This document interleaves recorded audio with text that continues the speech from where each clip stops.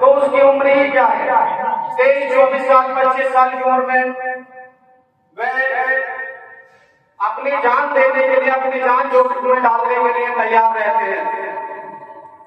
तो मैं आप लोगों से बस यही गुजारिश करूंगा एक बार कि उन देश जो हमारी रक्षा कर रहे हैं, बॉर्डर पे खड़े होकर जो हमारी रक्षा कर रहे हैं, एक बार प्लीज उनके लिए तालियां हो जाए।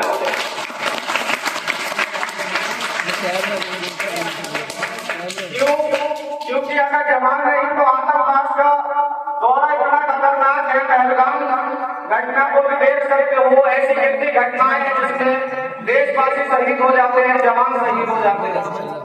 ऐसा ही दौर था जब बहादुर शाह जफर रंगीन की अंग्रेजों के रंगीन मदरमंद में बंद थे, तब अंग्रेज के चाकूस ने उनके नाम 2 लाइन लिखी थी और बोले, दम दमे में दम नहीं है, खैर मांगो जान की, ऐ जफर झुकने लगी है शमशीर हिंदुस्तान की। तो उस 88 साल के बूढ़े ने, 88 साल की उम्र थी जब बहादुर शाह जफर की, 88 साल के शेर ने कील उठाई और जो 2 लाइनें पेश हुई थी उस कील को दीवार में लगाया उस पेज के साथ, और उसमें 2 लाइनें और शुमार की और जवाब दिया। अंग्रेजों को आप बोलते हैं कि दम दमे में दम नहीं है, खैर मांगो जान की है, जफर झुकने लगी है शमशीर हिंदुस्तान की। तो जवाब भी सुन ले, आज युग में उम्र रहेगी जब तक ईमान की, तख्ते लंदन तक चलेगी तेज हिंदुस्तान की। ये जवाब दिया था बहादुर शाह जफर, 88 साल के एक शेर ने ये जवाब दिया। तो आप लोगों को यह जानना बहुत जरूरी है कि इस आजादी में बहुत बड़ा योगदान है शहीदों का, जवानों का। किसी के घर का बेटा चला जाता है, किसी के घर की रोटी चली जाती है, किसी के घर की छोटी चली जाती है, किसी के घर का उजाला चला जाता है, किसी के घर का खाना चला जाता है। तो सोचने वाली बात है, अगर हकीकत से हम सोचे तो उनके दिल पर क्या बीतती है, क्या गुजरती है।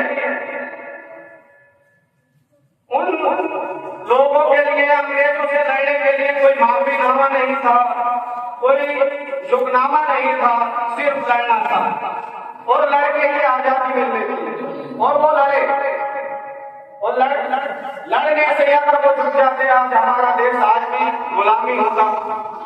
200 साल जो हुकूमत करी अंग्रेजों ने, वो 200 से 300 साल भी हो सकती थी। उन्हीं जवानों का बलिदान है जो लड़े, तो लड़े और सुरक्षा करे। सुरक्षा लड़कर ही की जाती है, किसी भी चीज के लिए लड़ा जाता है। वो कहते हैं, बाज का खतरा सदा रहा है चिड़ियों की मुस्कानों पर, दीपक भारी नहीं पड़े हैं आंधी और तूफानों पर।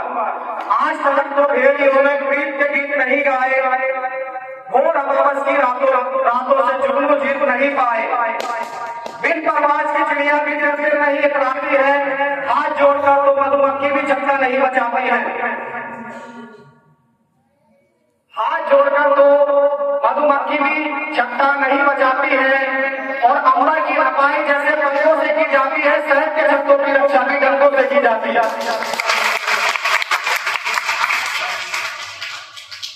तो यह बारी ईमान था,